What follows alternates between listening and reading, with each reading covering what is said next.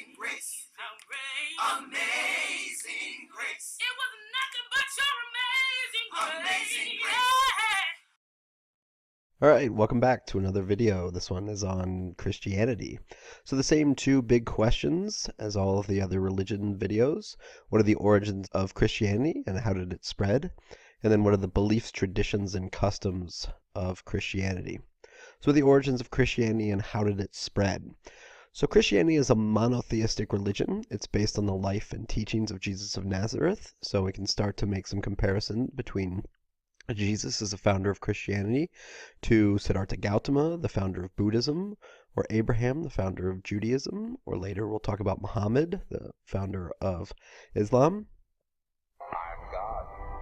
So the first Christians were Jews, so they believe in that same God, the Jewish God that we refer to as Yahweh or Adonai.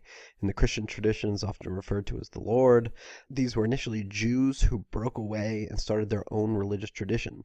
In much the same way, we can make a connection between Buddhists who broke away from the existing religious tradition of Hinduism. The origins of Christianity really begin around 4 BCE. These Jews are living in Judea, which is a province in the Roman Empire. So here we can see the province of Judea, which is the modern-day country of Israel in the region of Palestine. So again, the land that God had promised to Abraham. Many of these Jews were upset about the increasing control that the Roman Empire had been placing on the Jews.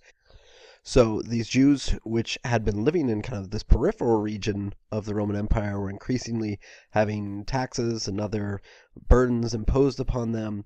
And so there was a lot of tumult, there was uprising. So some Jews were rebelling against the Roman Empire. And so it's this chaotic period that's really the context for the rise of Jesus of Nazareth.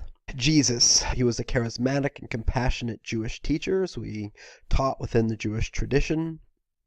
He was born in Bethlehem, which is in the province of Judea, again in the Roman Empire, around 4 BCE. So a lot of people are confused and say, wait a second, his birth year was 0. Well, first, there was no year 0. And most historians who have examined this question have identified 4 as being the most likely year for Jesus' birth based upon the context clues that are available in the New Testament. So Christians consider Jesus to be the Son of God, the Messiah, the chosen one. So if you remember, that it was a concept in Judaism, this notion of a Messiah. And if you think about the context that I just described, the Jews believed that in a time of trouble, God would send a Savior or a Messiah, a chosen one. And for Christians, they believe that Jesus was in fact that Messiah. For Jews, they believe again that they are still waiting on that Savior.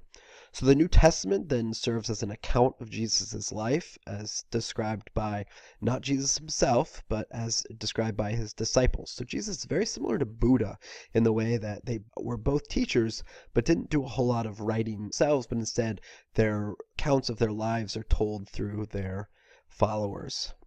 So very little is known about Jesus as a youth. Jesus' father, Joseph, was a carpenter, so it's assumed that Jesus was also probably a carpenter. Around age 27, he begins his formal sort of teaching practice or ministry. He begins preaching about peace, love, tolerance, justice.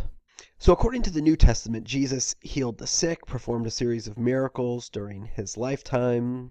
And as a result of this, he starts to develop a loyal group of followers who are known as the disciples. The disciples were people who were close to Jesus, who witnessed the various miracles that he performed during his lifetime, and also witnessed his teaching. And so this is an example of that from the Sermon on the Mount. And as you read, be thinking about these 2 questions about who would be attracted to this particular message and who would feel threatened by it. So this is the Sermon on the Mount. And seeing the multitudes, Jesus went up into the mountain, and when he sat down, his disciples came unto him, and he opened his mouth and taught them, saying, Blessed are the poor in spirit, for theirs is the kingdom of heaven. Blessed are they that mourn, for they shall be comforted. Blessed are the meek, for they shall inherit the earth. Blessed are they that hunger and thirst after righteousness, for they shall be fulfilled. Blessed are the merciful, for they shall obtain mercy. Blessed are the pure in heart, for they shall see God. Blessed are the peacemakers, for they shall be called the sons of God. So who's going to be attracted to that message? If you notice, he said, blessed are the meek, right? For blessed are they that hunger. So it's really the lower classes, the poor, the down and out, the downtrodden in society who are going to be attracted to Jesus's message of really social justice. And again, this is not inconsistent with the teachings of the Jewish tradition, as we learned in the last video. A lot of the concepts of the New Testament about being compassionate and being empathetic that first emerged as kind of a unique characteristic in that Jewish tradition. Now, who's going to feel threatened by this? Who currently has power and control? It's going to be the authority within the Roman Empire. So not surprisingly, leaders of the Roman Empire in Judea are going to feel threatened by this message.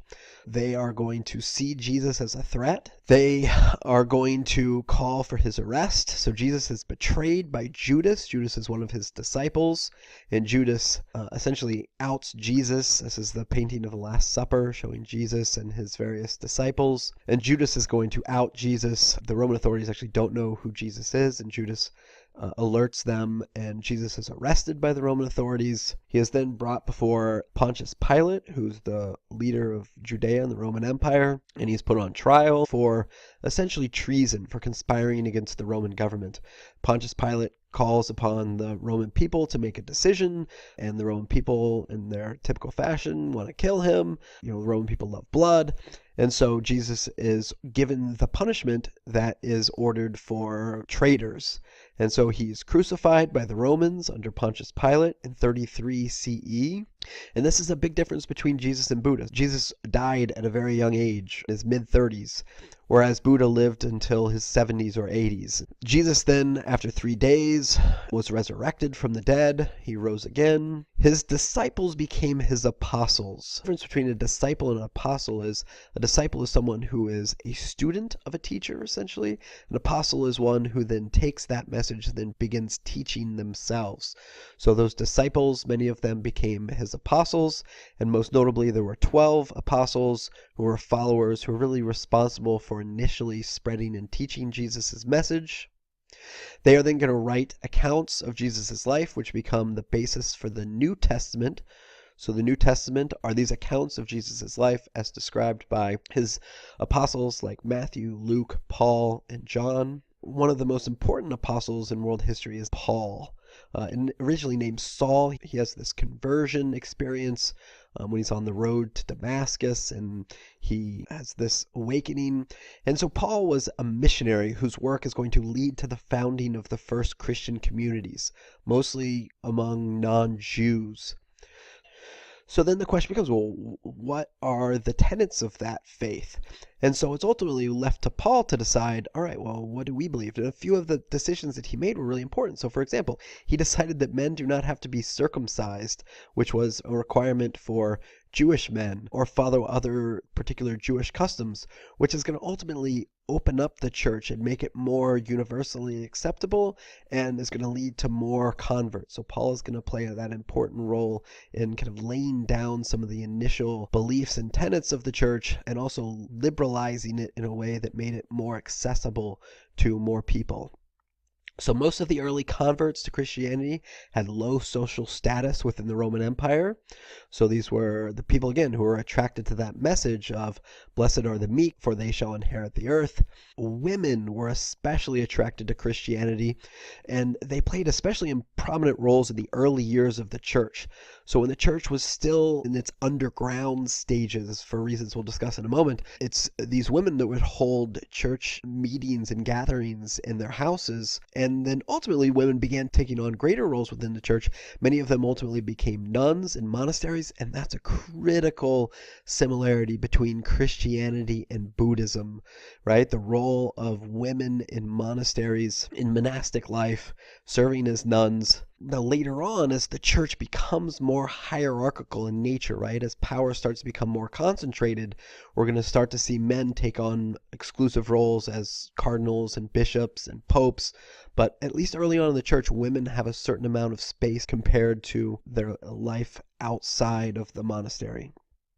So from 33 CE to 313 CE, Christians are persecuted in the Roman Empire. But what did Roman persecution of Christians look like? Christians would be rounded up and taken to the Colosseum, where they would be fed to the lions for sport. The Romans had this lust for blood. Stop and think about the reason for this. If you recall from our discussion of the Roman Empire, right? The emperor was really viewed as a god.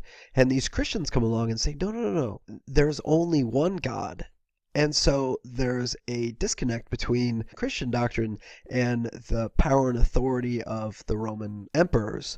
These Christians were refusing to acknowledge the divinity of the emperor at a time when the emperors were very much claiming divine power. Here we see Caesar Augustus, who was claiming to be essentially the son of God, or Julius Caesar, who was essentially deified by the Roman authorities. In 313 CE, the Emperor Constantine converted to Christianity, which caused it to quickly spread across the Roman Empire. And we've discussed this in a prior video about the Roman Empire, but a really critical turning point in world history in terms of its impact on the spread of Christianity. Christianity, which had been persecuted by the Romans, was now being embraced by an emperor, and therefore pretty quickly nearly all Romans had converted to the Christian faith. And this is why Christianity spread so rapidly across Europe and throughout parts of the Middle East. And again, this is very similar to the way in which Buddhism spread across the Indian subcontinent as a result of the conversion of the Emperor Ashoka in the Mauryan Empire. So as a result of watching this video, you should be able to answer this big question, which is, what are the origins of Christianity and how did it spread? And we'll continue to examine this question about the spread of Christianity in the next video. Thanks for watching. Broke away and started their own religious tradition. In much the same way, we can make a connection between Buddhists who broke away from the existing religious tradition of Hinduism. The origins of Christianity really begin around 4 BCE. These Jews are living in Judea.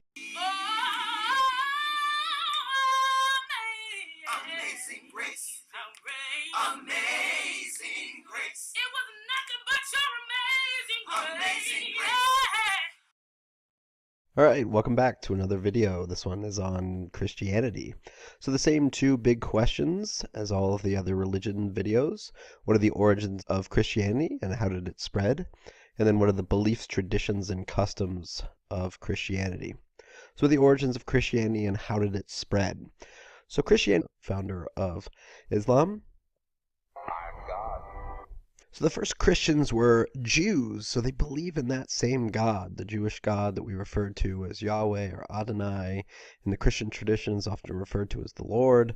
These were initially Jews who is a monotheistic religion. It's based on the life and teachings of Jesus of Nazareth, so we can start to make some comparison between Jesus as the founder of Christianity to Siddhartha Gautama, the founder of Buddhism, or Abraham, the founder of Judaism, or later we'll talk about Muhammad, the